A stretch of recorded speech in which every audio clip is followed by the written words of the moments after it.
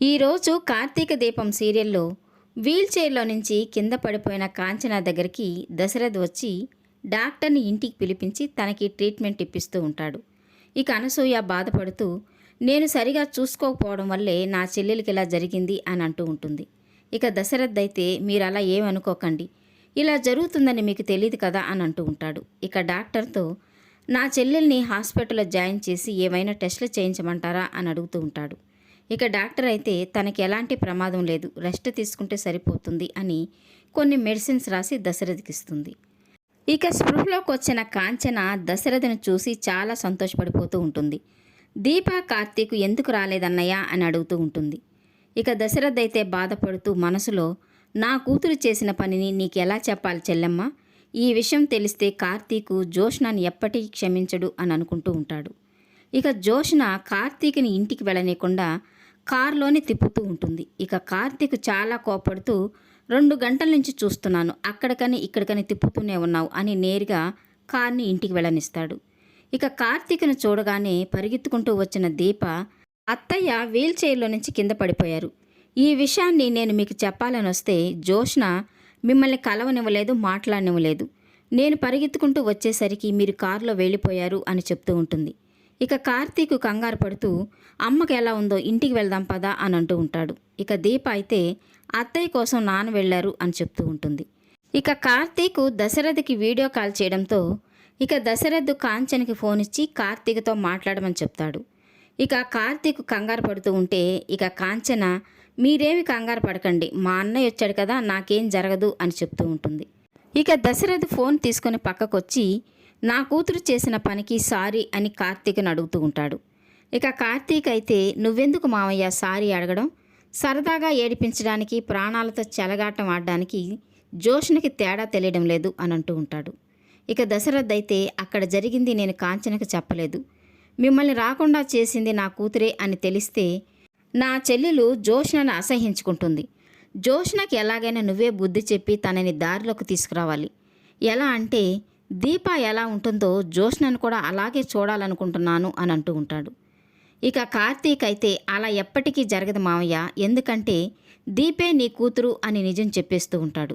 ఇక దీప కంగారు పడిపోతూ ఏంటి అలా చెప్పారు అని తనని అడుగుతూ ఉంటుంది.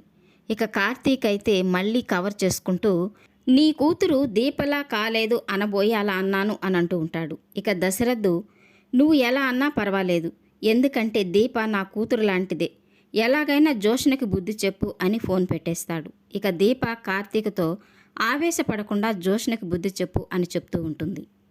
ఇక డైనింగ్ టేబుల్ వద్దకి శివనారాయణతో పాటు ఇంట్లో వాళ్ళందరూ వచ్చి భోజనాన్ని కూర్చుంటారు. ఇక దశరథుని చూసిన శివనారాయణ ఉదయం నుంచి కనిపించలేదు, ఎక్కడికి వెళ్ళావు దశరథ అని అడుగుతూ ఉంటాడు. ఇక దీప కార్తీక్ అయితే దశరథ్కి థ్యాంక్ యూ చెప్తూ ఉంటారు. ఇక శివనారాయణ వాళ్ళెందుకు నీకు థ్యాంక్స్ చెప్తున్నారు, ఏం చేశావు అని అంటూ ఉంటాడు.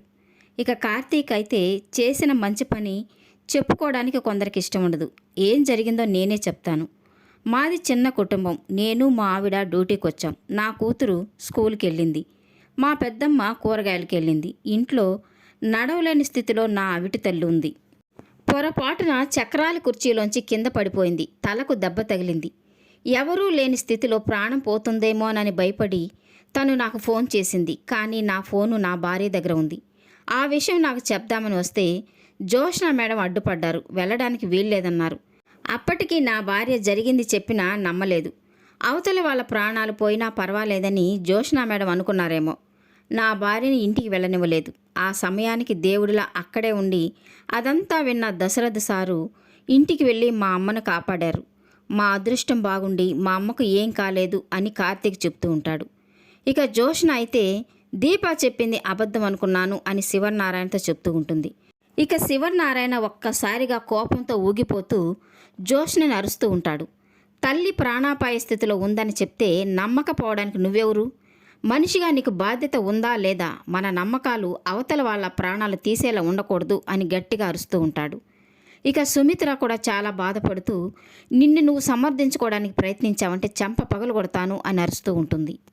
ఇక కార్తీక్ సమయానికి దశరథ్ గారు డాక్టర్ని తీసుకెళ్ళి మా అమ్మకి ట్రీట్మెంట్ చేయించారు కాబట్టి సరిపోయింది, లేకపోతే ఏం జరిగిండేది, వర్కర్లతో పని చేయించుకోండి, ప్రాణాలు మాత్రం తీయకండి. ఎంత డ్రైవర్ తల్లైతే మాత్రము ఆవిడకు ఒక కుటుంబం ఉంటుంది కదా. ప్రేమగా చూసుకునే నాన్న, అన్న, వదిన ఉంటారు. కానీ కొంతమందికి పంతాలు, పౌరుషాలే ముఖ్యం. మనుషులు మట్టిలో కలిసిపోయినా పంచిన రక్తం మాత్రం మారదు కదా అని అంటూ ఉంటాడు. ఇక కార్తీక్ మాటలకి శివన్నారాయణ చాలా బాధపడుతూ, మా వైపు నుంచి తప్పు జరిగిపోయింది, క్షమాపణలు చెప్పాల్సిందే. జోష్నకు అహంకారం తన్నుకొచ్చింది, మానవత్వం చచ్చింది, దీపకి సారీ చెప్పు అని గట్టిగా అరుస్తూ ఉంటాడు. ఇక జోష్న అయితే దీపని చూసి తనకి సారీ చెప్తూ ఉంటుంది. ఇక కార్తీక్ అయితే చెప్పాల్సిన వాళ్ళతో చెప్పిస్తేనే జోష్నకి బుద్ధొచ్చి మారుతుంది అని మనసులో అనుకుంటూ ఉంటాడు. ఈ వీడియో నచ్చినట్లయితే లైక్ చేయండి, సబ్స్క్రైబ్ చేయండి. Thank you for watching.